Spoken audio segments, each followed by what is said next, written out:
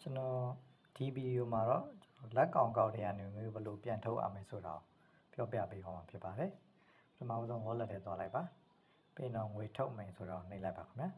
ကိုထုတ်ချင်တဲ့ဘဏ်ကိုရွေးပါကျွန်တော်ကဒီမှာ KB နဲ့ထုတ်ပြပါမယ်KB ထဲဝင်လိုက်ပါပြီးရင်ကိုထုတ်မဲ့ပမာဏကိုရိုက်ထည့်လိုက်ပါခင်ဗျာကျွန်တော်က9000ဆို9000ထုတ်မယ်ပြီးရင်ကိုငွေလက်ခံမဲ့ KB ဖုန်းနံပါတ်ကိုရိုက်ထည့်ပေးပါမအောင်သေးချာလေးရိုက်ပေးပါခင်ဗျာ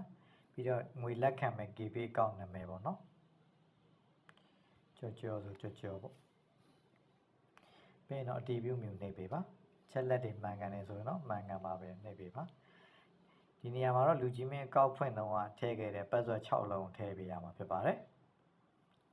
ထည့်ပြီးတော့အတီးပြုမြူနှိပ်ပေးရပါခင်ဗျာဒါဆိုရင်တော့မကြခင်လူကြီးမင်းရဲ့ KB ကောက်တယ်ကျွန်တော်တို့ငွေပြန်လွှဲပေးမှာဖြစ်ပါတယ်